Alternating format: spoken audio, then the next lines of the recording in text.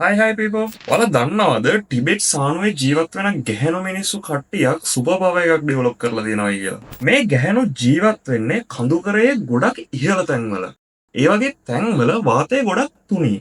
සාමාන්‍ය අපි වගේ මිනිස්සෙක් මේ වගේ තැනකට ගියොත් අපිට හුස්ම ගන්න බැරි වෙනවා. හැබැයි මේ ගැහැණු මිනිස්සු මේකට මුහුණ දෙන්න පුදුමාකාර විදිහකට ඇඩැප්ට් වෙලා තියෙනවා. අපිට මේ වගේ ප්‍රශ්නයක් ආවහම පළවෙනියටම හිතෙන්නේ ඔක්සිජන් අරගෙන යන බ්ලඩ් සෙල්ස් මේ කට්ටියගේ වැඩි ඇති කියලා.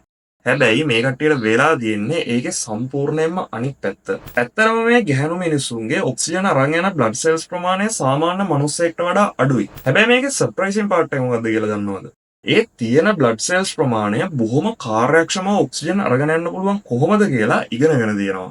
ඒත් එක්කම මේ කට්ටියගේ ශරීරය අනිත් මිනිස්සුන්ට සාපේක්ෂව අත්‍යවශ්‍ය ඉන්ද්‍රීන්ට ඔක්සිජන් ප්‍රවාහනය කිරීම කාර්යක්ෂම කරලා තියෙනවා. මේ ක්‍රියාවලිය මේ කට්ටිය ගොඩක් උස ඔක්සිජන් අඩු පරිසරයක ජීවත් වුණත් නිරෝගී දරුවන් හදන්න අවස්ථාව හදලා දීලා තියෙනවා. අපි මේ සිද්ධිය හොයාගන්නේ පහුගිය ඔක්තෝබර් මාසේ. හැබැයි මේ කාන්තාවන්ගේ මුතුන් මිත්තන් අවුරුදු දහස් ගණනක් තිස්සේ කඳුකර පරිසරයට හැඩගැහෙනකොට මේ හැකියාව වර්ධනය වෙන්න ඇති කියලා සයන්ටිස්ට්ලා විශ්වාස කරනවා. මේ සිද්ධිය ඉන්ට්‍රස්ටිං කරන තව සීන් එකක් තියෙනවා.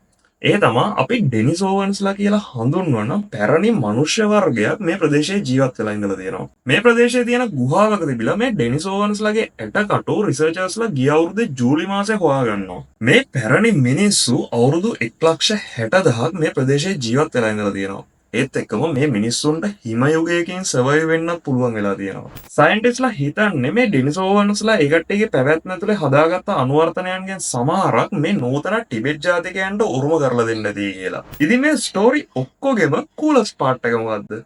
human evolution. එහෙම නැත්නම් මනුෂ්‍ය වර්ගයාගේ පරිණාමය කියන්නේ පොතක තියෙන දෙයක් විතරක්ම නෙමෙයි.